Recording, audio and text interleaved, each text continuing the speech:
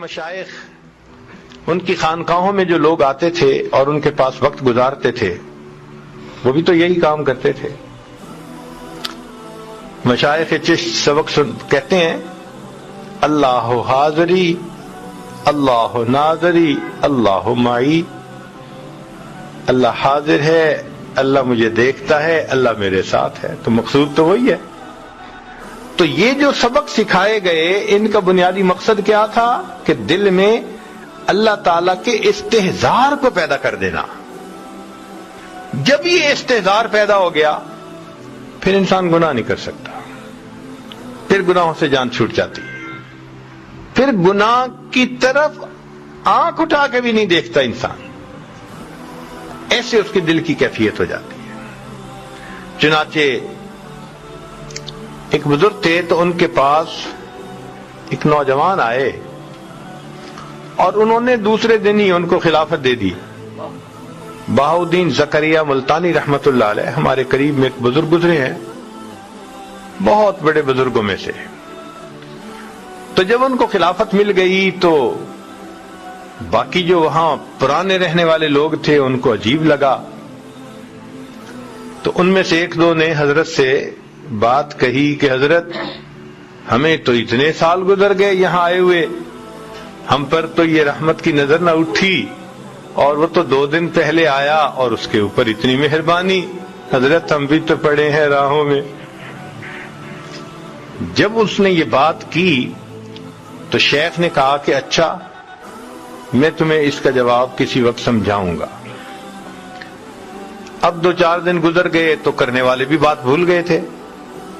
اللہ کی شان کے مہمان آ گئے اور ان کے لیے مرغی ذبح ہونی تھی، چند مرغیاں. تو حضرت نے وہ معترضین جو تھے نا ان کو بلایا اور ان کو مرغی بھی دی اور ان کو چھری بھی دی، اور اس بندے کو بھی دی مرغی اور چھری. اور ان 4-5 جو بھی تھے ان کو کہا بھئی جاؤ ان کو ایسی جگہ ذبح کر کے لاؤ جہاں کوئی نہ دیکھتا. وہ لوگ گئے، کوئی دیوار کے پیچھے بیٹھ کے ذبح کر رہا ہے، کوئی درخت کے پیچھے بیٹھ کے ذبح کر رہا ہے، سب ذبح کر کے لے آئے. تھوڑی دیر کے بعد وہ نوجوان آیا تو دیکھا کہ مرغی بھی زندہ ہے اور آنکھوں میں آنسو بھی ہے. تو شیخ نے پوچھا کیا ہوا؟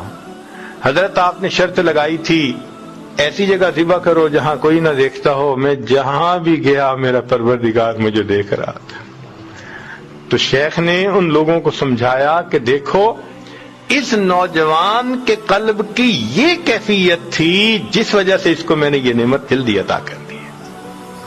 تو اس ذکر اور مراقبے کا بنیادی مقصد یہی کہ ایمان مضبوط ہو جائے، پھر انسان کی زندگی گناہوں سے پاک ہو جاتی ہے. آج چونکہ ہم محنت نہیں کر رہے، آج گناہوں کا کرنا بہت آسان بن گیا. اب آپ یہ نہ سوچئے کہ یہ ایمان مل گیا تو بس انسان عورت سے متعلقہ گناہ سے بچ جائے گا. نہیں، سارے گناہوں سے بچ جائے گا.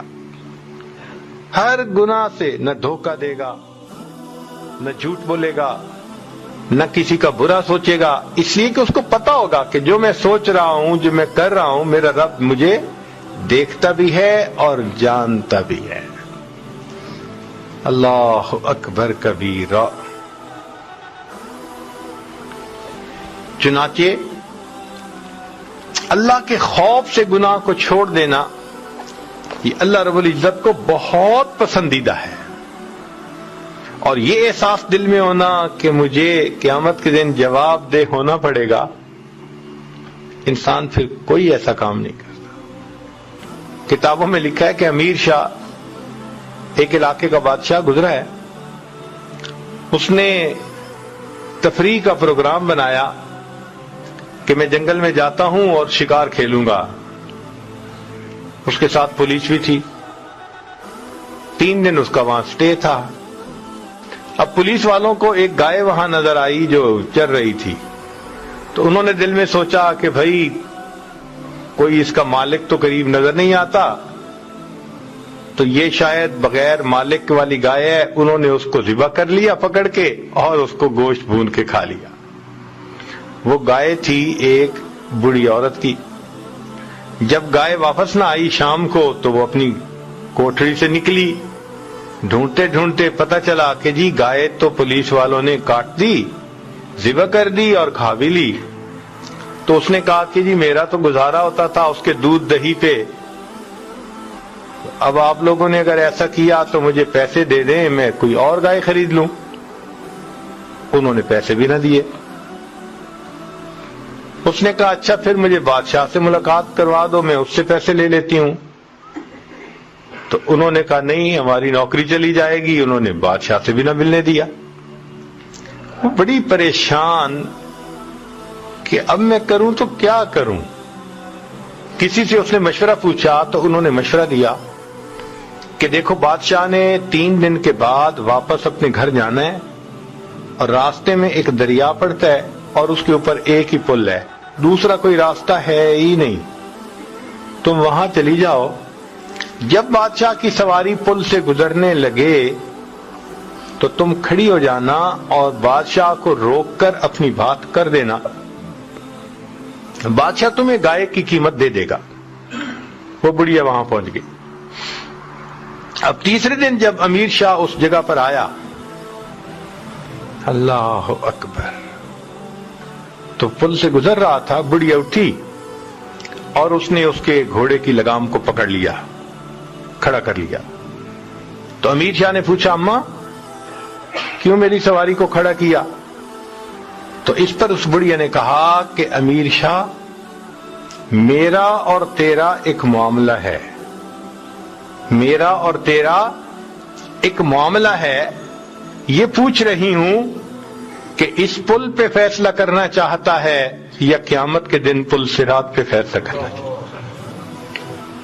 کہتے ہیں جب بڑھیا نے یہ بات کی امیر شاہ کانپ گیا، نیچے اترا، اماں کیا بات ہے؟ اس نے پورا واقعہ سنایا۔ امیر شاہ نے 7 گایوں کی قیمت دی اور دیکھے کہا اماں اسی پل پہ معاف کر دینا، پل صراط پہ میں جواب دینے کے قابل نہیں۔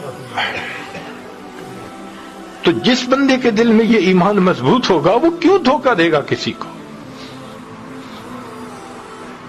تو اس ایمان کی مضبوطی کا اثر پوری زندگی میں آتا ہے، کسی ایک چیز میں نہیں آتا، ہر کام میں یہی کیفیت ہوتی ہے اس کی۔